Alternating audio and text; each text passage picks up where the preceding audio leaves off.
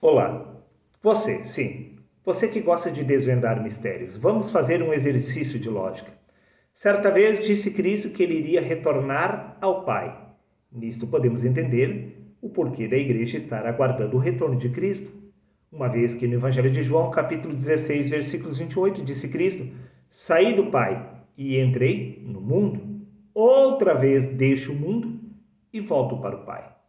Bom, neste caso eu te pergunto, aonde exatamente está Deus neste exato momento, uma vez que Cristo retornou para junto de Deus?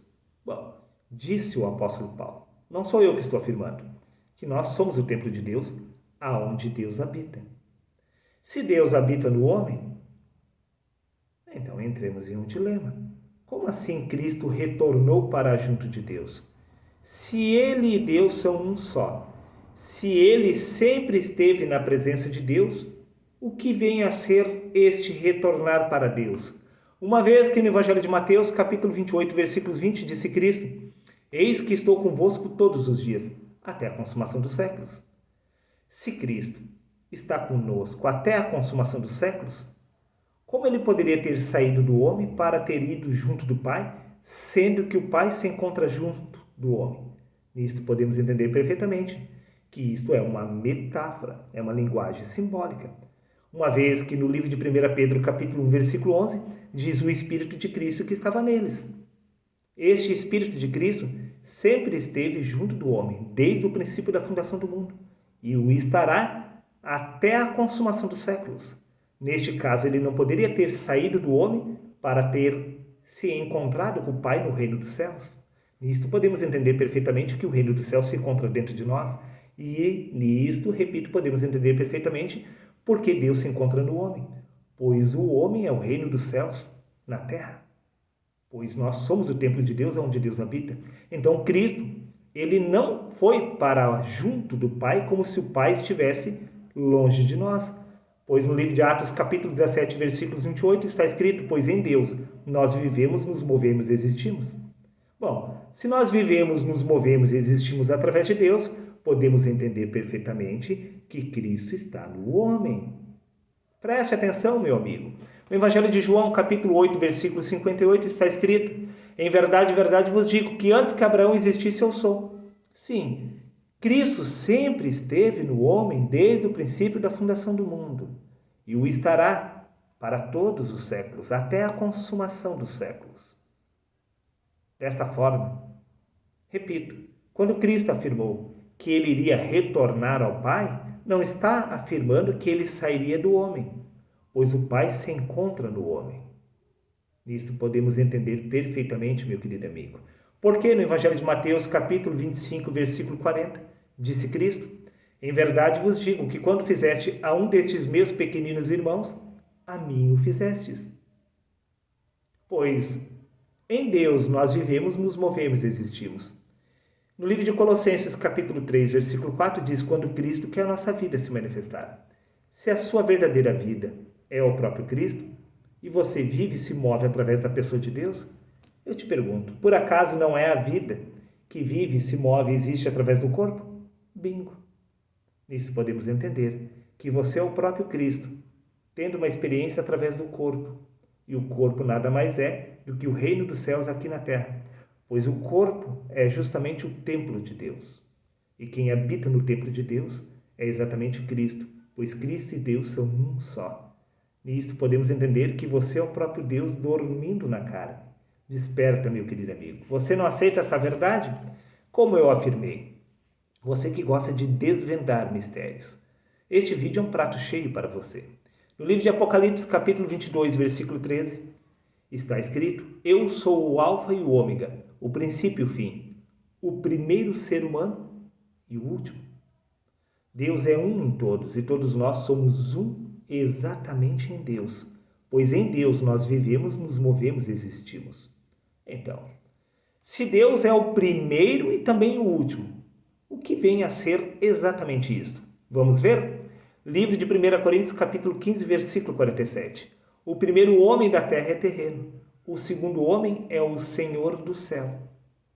Cristo é o primeiro estado de consciência do homem, assim como também o último.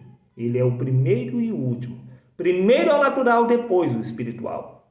Ainda que você não tenha despertado do Espírito de Cristo na carne, isto não te separa da sua essência, pois você é o próprio Deus dormindo na carne. Repito, disse Deus. Não sou eu que estou afirmando, meu querido amigo.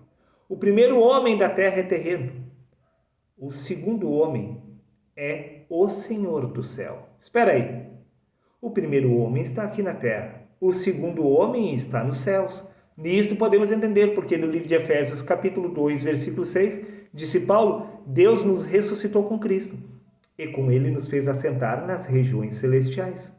Veja bem, quando o Espírito de Cristo despertou em Paulo, quando a vida de Paulo foi revelada, Paulo compreendeu que o segundo homem é o Senhor do céu. Espiritualmente falando, Paulo compreendeu que ele sempre esteve nos céus. Embora humanamente falando, ele estava tendo uma experiência inconsciente através do corpo.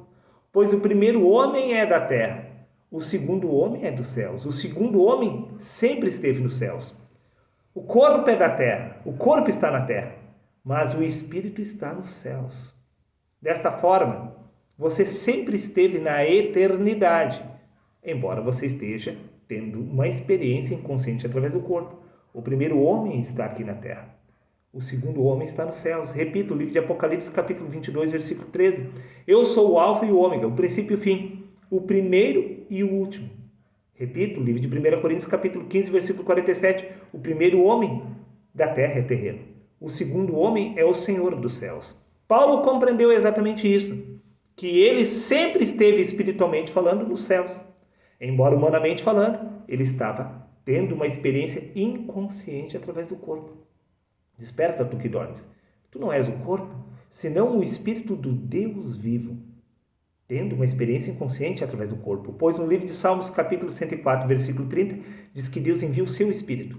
Então o corpo é criado. O corpo é apenas a manifestação do Espírito de Deus. Nisto podemos entender por que disse Cristo, este Espírito de Deus, saí do Pai e vim ao mundo, outra vez deixo o mundo e volto para o Pai. É sempre o mesmo Espírito de Deus que sai do Pai e entra no mundo. E então o pó retorna ao pó e este Espírito retorna a Deus e Deus torna a enviar o mesmo Espírito. E assim outro corpo é criado. Veja, meu querido amigo, o corpo é apenas a ilusão do ser.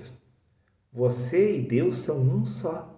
Você sempre esteve na eternidade junto com Deus, embora tenha reencarnado inumeráveis vezes através do corpo, pois o corpo nada mais é do que apenas a manifestação visível do Espírito. O Espírito é sempre o mesmo, ele sai do Pai e entra no mundo.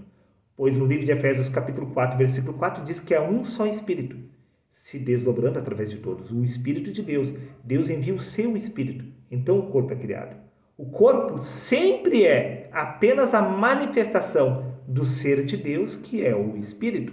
Pois o Espírito é a essência divina do Deus Altíssimo. E esta essência, este Espírito, é a sua verdadeira identidade. Por isso, Paulo compreendeu que ele sempre esteve assentado junto de Deus no reino eterno. Embora humanamente falando, ele estava aqui na terra. Nisto podemos entender porque no livro de Romanos, capítulo 10, versículos 6 a 8, está escrito: mas a justiça que é pela fé diz assim: não digas em teu coração, quem subirá ao céu, isto é, para trazer do alto a Cristo, mas que diz, a palavra está junto de ti, na tua boca e no teu coração. Não digas em teu coração, quem subirá aos céus, isto é, para trazer Cristo do alto. Por quê? Porque Cristo não foi para junto do Pai como se o Pai estivesse longe de você. Pois a palavra que é Cristo, que é o Verbo, que é Deus, está na sua boca e no seu coração. Agora veja, que curioso, que interessante. No Evangelho de João, capítulo 1, versículo 1, está escrito: no princípio era o Verbo. O Verbo estava com Deus e o Verbo era Deus. No princípio era a palavra, e a palavra estava com Deus, e a palavra era o próprio Deus. Mas a justiça que é pela fé diz assim: não digas em teu coração quem subirá ao céu, isto é, para trazer Cristo do alto. Mas o que diz? A palavra está junto de ti, na tua boca e no teu coração. Se a palavra que é o Verbo está junto de ti, e no princípio era o Verbo, e o Verbo estava com Deus, e o Verbo era Deus, não há como negar que você é o próprio Deus, pois a palavra está junto contigo. E a palavra era Deus, e a palavra é o próprio Deus. Se a palavra está junto contigo, na tua boca e no teu coração, é porque você e Deus são um só. Você consegue aceitar essa verdade, meu querido amigo? Que a palavra, que é Deus, é a sua verdadeira identidade? Nisto podemos entender perfeitamente porque, repito, disse o apóstolo Paulo, Deus nos ressuscitou com Cristo e com ele nos fez assentar nas regiões celestiais. Veja bem, o apóstolo Paulo, ele nem mesmo havia passado pela morte do corpo.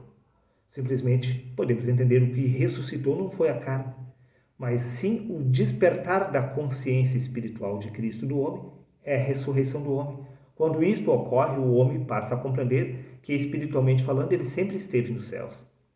Foi exatamente isso que aconteceu com Paulo.